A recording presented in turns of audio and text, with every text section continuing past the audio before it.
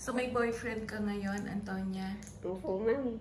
Saan kayo nagkilala? Sa apps ng Evermatch. Evermatch? Yeah.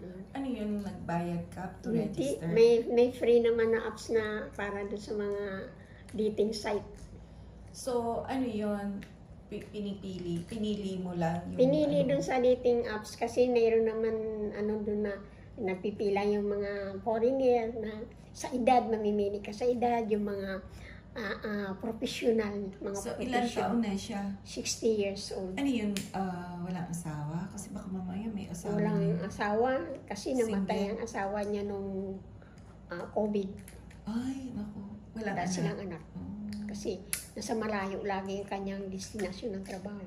So, ano yun, seryoso siya? Serious Seryoso. relationship kayo? Seryoso naman, hindi naman natigil ang niya kasi nagpaalam siya na mayroon siyang kontrata sa Thailand. So sa Webes narito na siya? Nung 10 siya umalis ng Yoki, nagpunta ng Thailand. So 12, Ano yun, puti? puti. Amerikano o British? British, hindi. Basta Yoki siya. Okay. So, ilang buwan na kayo mag-boyfriend? Mga 3 months. 3 months na. So, excited ka ba darating siya? Siyempre, So, na-imagine mo na siya yung magiging asawa mo? Sabi ba niya? ay, wag ko Does lang. he Hindi ko ba mention man about sure, ma'am. Kasi marriage? siyempre, magkikita pa lang kayo eh. Malalaman. Pero pagdating mo. mine-mention niya yung kasal. Oo, Mine-mention niya. pwede. Kasi sabi niya ganun. Separate. Single ka man, single din ako. So, no problem. So, siya na, mapunta siya ng Thailand. Nagpa-interview sa Ministry of Thailand, Labor. Sa Labor Ministry of Thailand. So, anong trabaho niya? Chief Engineer. Wow. So, bakit ka daw niya bibigyan ng pera? Kasi nga pang budget daw bago siya dumating, she offered the money Pambili mo ng for bagong damit, expenses. make-up, pabango. Expenses for her coming. So, hindi naman problema, tatanggapin ang binibigay. So, sinabihan ka na ba niya na I love you? Nagsasabihan na Lagi, ma'am. Always, lagi? always. Oh my lagi. God, so sweet naman. Love So, you, ano? honey. Honey. Honey I ang love tawagan you. niyo? Yeah. Honey, I love you. Oh my God. So sweet. So sweet. Oh my God.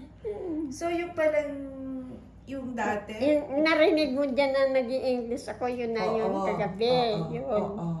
Kasi, sabi ko, sorry, English ng English. Sabi ko, sorry, I have work, I have to serve the food of my boss. Bait naman. She's there. Okay, So, I'm waiting for you. I'm happy for you, Antonia. Meron ka. So, pupunta ka ng London, doon ka na maninirahan. Hindi ko pa alam, ma'am, kasi siyempre, observation muna na tayo. That is, buhay natin yan nakasalalay din, siyempre. Pero mukhang seryoso kasi pupuntahan ka niya dito, papadalang ka niya ng budget, ang laki-laki pa. 1,000, sabi ko, not too big money. Oo. You give me a small money only. How much you want? If you want, send me. No problem. Sabi, I give you $1,000. Sabi niya. For pera. expenses, ma'am. Ang laki ng kontrata niya na pinirmahan, ma'am. Oh. Ngayon pa lang ang ng justice approve yung kanyang budget dun sa yung funds papasok niya sa bangko. Kaya sabi niya pagpasok sa bangko ng pera, mag-open daw dito ng gasoline station. Siya? May plano sa business. Siya? Oo, kasi engineer siya. So dito kayo magbili maninirahan? daw dito na, magbili daw ng land para yung bahay na paupahan, yung business-minded din siya. Naku, Antonia, instant milyonarya ka. Tapos sabi niya ganun, kung saan daw gusto ko, I want to travel kayo. Tayo daw kami ng gasolinahan or yung grocery, kung ano daw gusto kong business or restaurant. Retired ka na, bakit magbi-business ka pa? Bakit di na lang kayo mamasyal? Kung marami na siyang Ayun pera. nga, ma'am, pero kailangan, kung maubos naman, siyempre ma'am, kung maubos naman yung pera, kailangan may na-invest kami. Hindi naman mauubos yun kung mamamasyal lang kayo. Kumbaga 300 billion.